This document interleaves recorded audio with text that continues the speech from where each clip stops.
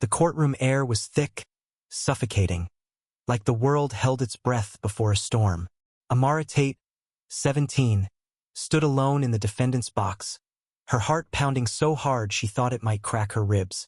She didn't speak, not a word, because words had betrayed her before, and silence was all she had left. It was a small town, the kind where everyone knew your name but judged you by your skin. Amara, a black girl with a quiet grace that made her stand out in Cottonwood, Alabama, had always kept to herself. She read books under the oak tree in her backyard, helped her father fix cars at his garage, and dreamed of college far from the whispers that followed her like shadows. But dreams don't survive in a place where prejudice festers, and 3 months ago, her life unraveled over a lie. It started with a stolen necklace. Mrs. Evelyn Carter, the town's wealthiest widow, swore she saw Amara slip the pearl heirloom from her jewelry box during a church fundraiser. The accusation was flimsino evidence. No witnesses but Cottonwood's sheriff didn't need much to haul Amara in. "You fit the description," he'd said, his eyes cold, his hand resting on his holster. The town rallied behind Evelyn, their whispers turning into a roar. Thief. Troublemaker. Typical. Amara's father, Marcus, fought for her, his voice hoarse from pleading at the station. But the system was a machine, and it was built to grind people like them into dust. The trial was a circus. Judge Harlan Brooks, a man whose face looked carved from stone, presided with a gavel that felt like it could crush souls. The prosecutor, a slick lawyer named Daniel Pruitt, painted Amara as a calculating delinquent, twisting her silence into guilt. "Why won't she speak if she's innocent?" he sneered to the jury, all white, all local, all ready to believe the worst. Amara's public defender, a nervous man named Greg Hensley, fumbled through objections, overmatched and underprepared. The jury deliberated for 30 minutes. Guilty. The word hit like a gunshot. Now here she was, facing sentencing. Judge Brooks leaned forward, his voice a low growl. "Amara Tate, your actions have disgraced this community. For the crime of grand theft, I sentence you to life without parole." The courtroom gasped. Life? For a necklace? Even Evelyn Carter, sitting in the front row, looked uneasy, her gloved hands twisting in her lap. Marcus leapt to his feet, his shout echoing off the walls. "She's 17. You can't do this." Bailiffs grabbed him, dragging him toward the door as he screamed, "She's my daughter." Amara's eyes burned, but she didn't cry. She wouldn't give them that. Her silence was her shield, her defiance. But inside she was breaking. Life in prison. No college. No future. Just a cell, a number, and a system that saw her as less than human. The bailiffs moved to cuff her, their hands rough. But then the courtroom doors burst open. A man stormed in, his suit wrinkled, his face slick with sweat. "Stop this now," he shouted, holding up a phone. It was David Wells, a civil rights lawyer from Birmingham, known for taking on cases the South wanted buried. Marcus had called him last night, a desperate plea from a payphone outside the courthouse. One call, one chance. David's voice cut through the chaos. "This trial is a sham, and I have proof." The room froze. Judge Brooks slammed his gavel, demanding order, but David didn't flinch. He held up a flash drive, his eyes locked on the judge. Security footage from the church. It shows Evelyn Carter misplacing her necklace in her own purse. Amara never touched it. Whispers erupted, a wave of shock rolling through the crowd. Evelyn's face went pale, her mouth opening and closing like a fish out of water. David strode to the front, slamming the drive onto the clerk's desk. "This girl's been framed, and you all knew it. The sheriff, the prosecutor, half this town, you let prejudice run this court." He turned to the jury, his voice rising. "You convicted a child based on nothing but a lie and your own biases. Shame on you." The jurors shifted uncomfortably, some looking away, others glaring back. Judge Brooks' face reddened. "You're out of line, Mr. Wells. This court has ruled." "Ruled?" David laughed, bitter and sharp. "You call this justice? Sentencing a teenager to life over a necklace that was never stolen? You're not a judge, you're a tyrant." The crowd murmured, some nodding, others shouting in protest. Amara's heart raced. She'd never seen anyone challenge Brooks like this. The judge's gavel slammed again, but it sounded weaker now, less certain. David turned to Amara, his eyes softening for a moment. "We're not done here, kid. Stay strong." He faced the judge again. "I'm filing for an immediate appeal, and I'm requesting a federal investigation into this court's conduct. You can't silence the truth forever." Marcus, still restrained by the bailiffs, broke free and rushed to Amara's side. "I'm here, baby girl," he whispered, his voice cracking. "I'm so sorry." For the first time that day, Amara's lips trembled, but she still didn't speak. She squeezed her father's hand, her silence louder than any words. The courtroom descended into chaos. Reporters, who'd been quietly taking notes, scrambled for their cameras. Townsfolk shouted over each other, some demanding Amara's release, others defending the judge. Evelyn Carter slipped out the back, her head bowed, avoiding the glares now aimed at her. Judge Brooks called for order, but his voice was drowned out. The system he'd controlled for decades was cracking, and Amara's silence was the hammer. David Wells worked fast. By nightfall, the footage was on every local news station. It showed Evelyn fumbling with her purse at the fundraiser, the necklace slipping into a side pocket. No Amara. No theft. Just a mistake or a lie. Social media exploded. Hashtags like Free Amara and Justice for Tate trending nationwide. Protesters gathered outside the courthouse, their signs demanding accountability. Cottonwood, a town that thrived on secrets, was now under a spotlight it couldn't escape. Amara sat in her cell, the cold concrete walls pressing in. She hadn't spoken since her arrest, not to the cops, not to her lawyer, not even to Marcus. Words felt like traps, twisting her truth into their lies. But as she heard the distant chants of the protesters, something shifted. Her silence wasn't just defiance, Anna Maria, it was power. She'd been invisible her whole life, but now the world was listening. The appeal hearing came a week later. David Wells had rallied a team of lawyers, each one sharper than the last. They tore into the prosecution's case, exposing every flaw. The lack of evidence, the rushed trial, the judge's history of harsh sentences for black defendants. The footage was the knockout blow, but David didn't stop there.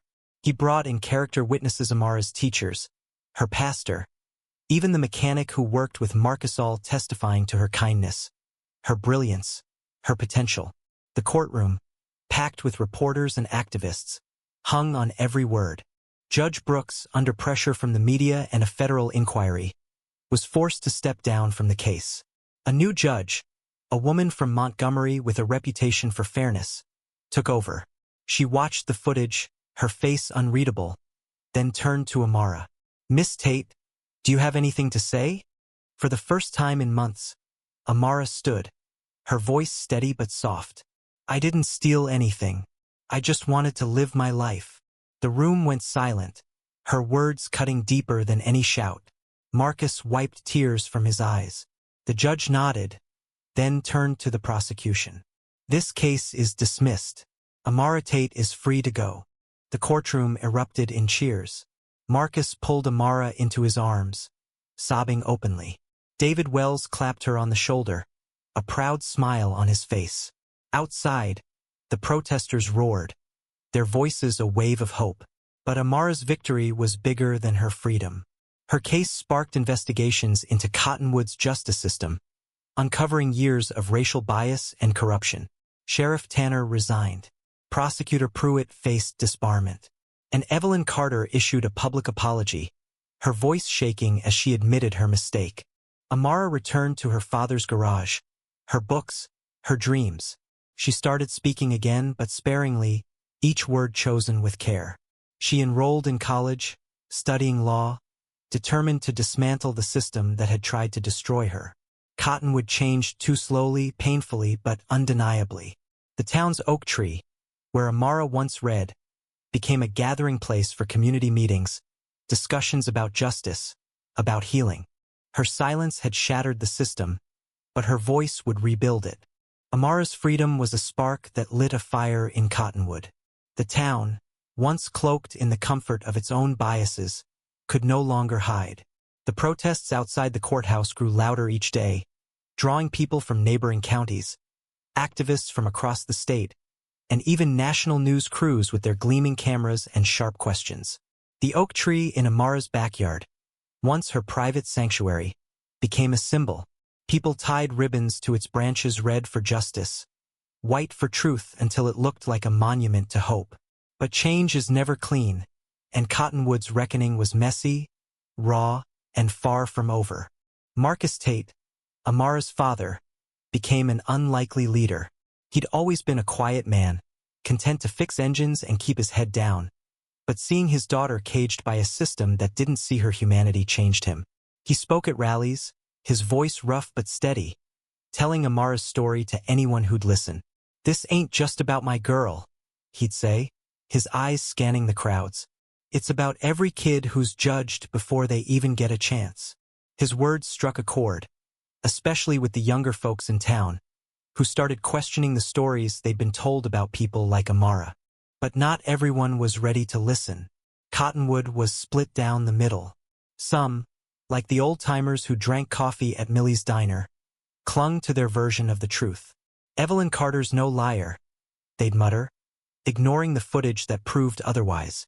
"That girl must have done something." Others, especially the younger generation and those who'd felt the sting of prejudice themselves, rallied behind Amara. They organized community forums, held candlelight vigils, and demanded the town council address the systemic rot in their justice system. The tension was palpable, like a storm cloud waiting to burst. Amara, meanwhile, was trying to find her footing. Freedom didn't erase the months she'd spent in a cell, the nights she'd lain awake hearing the clang of metal doors, the days she'd endured the guards' sneers. She was free, but the weight of what she'd been through clung to her like damp clothes. She went back to school, but the hallways felt different now. Some classmates stared. Others whispered. A few, like her friend Kayla, hugged her tight and promised to stand by her. "You're a hero," Kayla said one day, her voice fierce. Amara shook her head. "I just wanted to be left alone." College was her lifeline. She enrolled at Alabama State University, majoring in criminal justice. Her first day on campus, she sat in a lecture hall, her notebook open, her pen steady. The professor, a black woman with gray streaks in her hair, spoke about systemic bias in sentencing. Amara's hand shot up, surprising even herself. "What happens when the system's so broken it targets kids?" she asked, her voice clear. The room turned to her, and for once, she didn't shrink. The professor smiled. "That's why people like you are here to fix it." Back in Cottonwood, the fallout from Amara's case kept spreading. The federal investigation David Wells had demanded uncovered a pattern of misconduct in Judge Brooks' courtroom. Over 2 decades, he'd handed down disproportionately harsh sentences to black defendants, some as young as 15, some for crimes as minor as shoplifting. The evidence was damning. Case files, witness testimonies, even Brooks' own emails, laced with casual prejudice. The judge retired quietly, but the town knew he'd been forced out. His replacement, Judge Alicia Monroe, made it clear she wouldn't tolerate the old ways. Her first act was to review every case Brooks had overseen, starting with the most recent. Sheriff Tanner's resignation wasn't the end of the department's troubles. Deputies were caught on record joking about keeping Cottonwood clean, a phrase that didn't need decoding. The new sheriff, a younger man named Jamal Carterno, relation to Evelyn, promised reform. He fired 3 deputies, mandated bias training, and opened the department's records to public scrutiny. Some in town called it overreach. Others called it a start. Jamal met with Marcus often, seeking his input on how to rebuild trust. "Start with the kids," Marcus told him. "Show them you're not the enemy." Evelyn Carter, the woman whose accusation had started it all, became a recluse.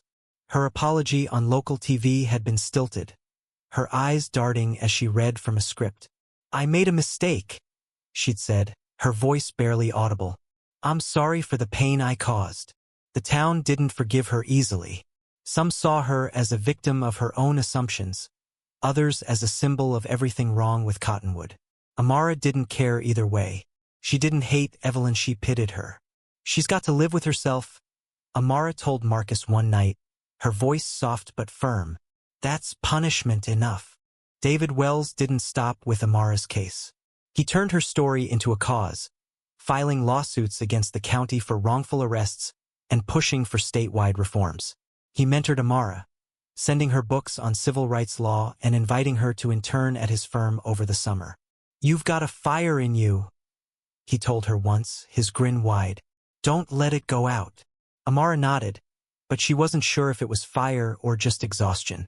She wanted to fight, but she also wanted to heal. Healing was harder than fighting.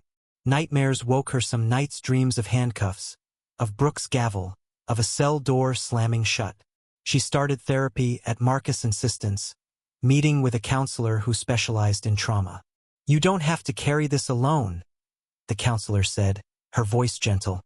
Amara didn't talk much in those sessions, but when she did, it was like releasing a breath she'd held too long. She started writing, too, journaling about her days in jail, her anger, her hopes. The words felt like a bridge between her silence and her voice. Cottonwood's transformation wasn't smooth. The community forums turned heated, with residents shouting over each other about race, justice, and history. Some wanted to move on, to pretend Amara's case was a one-off. Others, like Kayla's older brother, Jamal, who'd been stopped by police one too many times, refused to let it go. "We've been quiet too long," he said at one meeting, his voice shaking with years of frustration. "If we don't fix this now, it'll be someone else's kid next." The room went quiet, his words hanging heavy. Amara spoke at one of those forums, her first public appearance since the trial. She stood at the podium, her hands steady, her eyes scanning the crowd. "I didn't ask to be a symbol," she said, her voice cutting through the tension. "I just wanted to go to school, to live my life. But if my story makes you think, makes you question what's fair and what's not, then I'll keep telling it." The applause was thunderous, but Amara didn't smile. She wasn't here for cheers, she was here for change. The oak tree became a meeting place, a neutral ground where people could talk, argue, cry. Teenagers painted murals on the town's community center, vibrant images of unity and resistance. One showed Amara's face, her eyes fierce, a book in her hand. She hated the attention but loved what it meant. Kids like her were being seen. Marcus organized workshops at his garage, teaching young people about their rights, about how to stay safe in a world that didn't always want them to thrive. "You're not powerless," he'd tell them. "You're enough."